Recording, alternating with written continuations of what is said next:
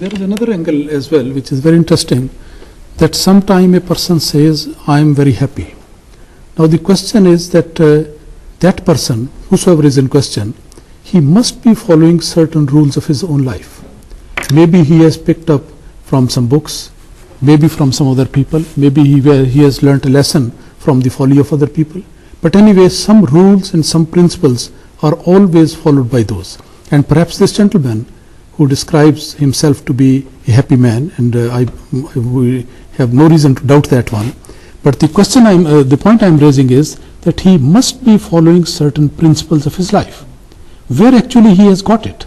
Maybe he has got it from some religion.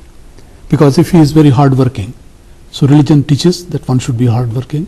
If he is honest and he believes that honesty is the best policy, as most of the people believe, and they should believe, then religion teaches honesty. If he is very kind to other people, then this is what the religion teaches. What you're identifying there, Imam Sahib, is that many of the traits that we see in society are often inspired by religion. Yes. And it may be that they have been 2 or 3 steps removed, but actually if one goes back to the core, it's that pure teaching that religion brings that we see people inculcate in their daily lives, but perhaps are unaware. So they are practicing on those principles, but unaware of the fact that these are the teachings of religion. And after all, what is religion? Hazrat Masih Maud Islam has stated in some of his books that the summary of the religion is that it tells you that you should love and worship your God who has created you, and you should be thankful to him.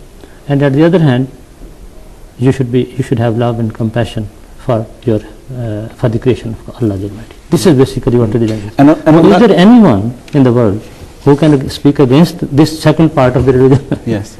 And just exactly on that topic, the second question that James Pearson from Glasgow asks is, he says that all religions basically teach followers to do good deeds, which links into the importance of treatment of others.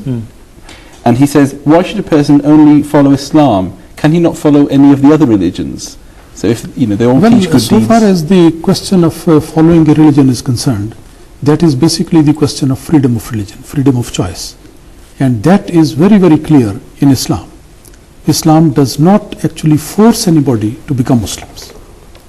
If the good merits, the points, they are made clear, and the Holy Quran is full of that. The duty of a Muslim is simply to explain to other people that these are the good points, outstanding, distinctive features of Islam. If somebody is satisfied, only then Islam says, then you have to accept that one. Basic principle in Islam, as everyone knows, is La ikraha fid din. There is no compulsion in matters of religion.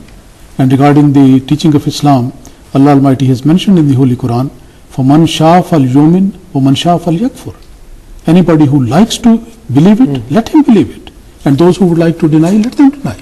So there is no compulsion. So Islam does not really compel anybody to become Muslims. But it is an open invitation, it is a global message. And Islam says that if you compare whatever you have at the moment with Islam, you will see that the superiority of Islam will become very manifest to you. قَدْ تَبَيَّنَ الرُّشْدُ مِنَ الْغَيِّ. That is immediately following this verse which I earlier quoted on. That why there is no compulsion? Because the beauty of Islam is so evident that why to compel anybody to have this thing if it is so beautiful and so charming and so attractive for people, they will automatically have it.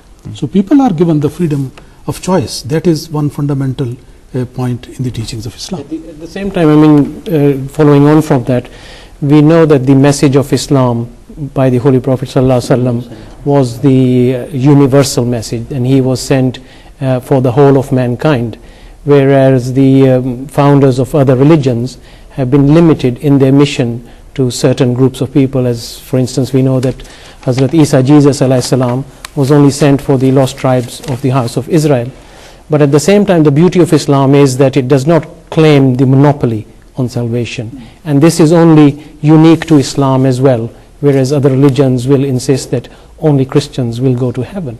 Whereas Islam says if you do good and Allah recognizes that, then out of His mercy, He will bestow paradise on you. So this is the beauty of Islam. And the extension of that, obviously, Dr. Saab, is that Islam embraces the founders of all religions, which is one of its uniquenesses, that it embraces both Prophet Jesus, Hazrat Isa, and Prophet Moses and the prophets, Prophet Abraham and the prophets of all other foundations Yes. of religion. Yes. This is And- one of the article of faith, in fact, in Islam. There, as you know, the fundamental article of faith are that to believe in Allah, to believe in the prophets, to believe in the books, and so on and so forth.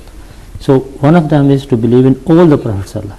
So Islam is the only religion which requires from the believers that you must believe in the prophets which came in India, for example, and in China, or wherever they came.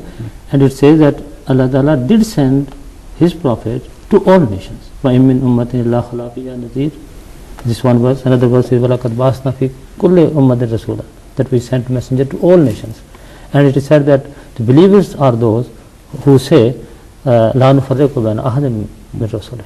We do not differentiate among. So is there any other religion? For example, if today I want to become Christian, suppose, I will have to deny Hazrat Muhammad sallallahu alaihi wasallam, isn't it? Because being a Christian, you can't believe in Hazrat Muhammad sallallahu alaihi wasallam. But if a Christian become Muslim, he doesn't need to deny Hazrat Isa alayhi salam, because Islam requires belief in all the prophets. Similarly, about all other religions, it's the same story. Absolutely. Jazakallah. I think there is one point, if we go back to this question once again, he says that all the religions, they teach their followers to perform good deeds. So now, if that is the case, and that Islam recognizes this one, because as Dr. Zahid Sahab mentioned, Islam does not claim to be the monopoly of the truth. That is a fact. Whatever beauties are there in previous religion, Islam recognizes that. But at the same time, it claims that all these good points, they have been put together in the teaching of Islam. Fiha kutubun qayyima. All such values of permanent relevance and permanent benefit, they have all been restored and mentioned in the Holy Quran. So in that case, when it comes to choice, the answer is very simple. I mean, if there are so many things, which thing you are going to pick up? Certainly that is which is the best. So in the whole committee of religion, Islam presents its case that look, the beauties are everywhere. We recognize. We don't reject those beauties. Otherwise it will be simply unnatural. Beauties are there. But Islam is the sum total of all the beauties, and it gives much more than that. So always if you have to make a choice, then the answer would be, in that case one should go for the best. As normally in our daily life would do. Jazakallah. Yeah. Obviously these questions, our answers can kind of go on and on because they have such depth to them. And I'd just like to thank you, the viewers, for sending in your questions, of which we have a number to cover today. This program is made for you, the viewers, and if you do have questions, then we welcome them.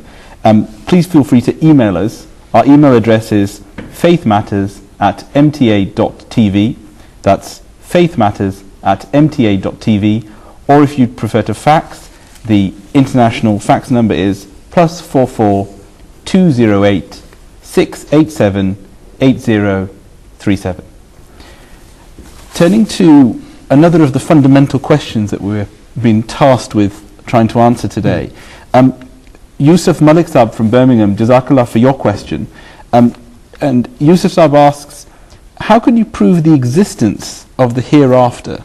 In other words, life after death. How can one prove that? Faiz Saab, perhaps you want to start. Yes.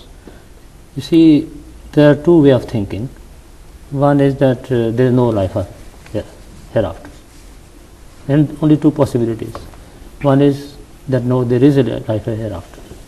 So when we say that somebody believes in life hereafter, that means he is saying that number one, I believe in God who has created us. Number two, that He has given us some rules to follow. And then thirdly, that if you follow those rules, you will be rewarded, and if you don't follow them, then you will be, you can be punished. This is what, in a nutshell, the life after death, that you are told that if you will follow the laws and instruction given by the ruler who has created you, then you will be rewarded. Now, let's see, if for example we say that no, there is no God, no rules, we don't need to follow anything, there is no day of judgment, that means that we are saying that then everybody is free to do whatever he likes. Then why to do good deeds? Then why not, we should say might is right. If you have the power to grab, something or steal something or to kill somebody and you can get some benefit, you should do it. So when religion teaches you about the life after death, it means it makes you more responsible in your life. then you see that each and every action which you perform, you will be held responsible for that. So now, is it this better way of life that we should make people responsible, or you should make them irresponsible? So this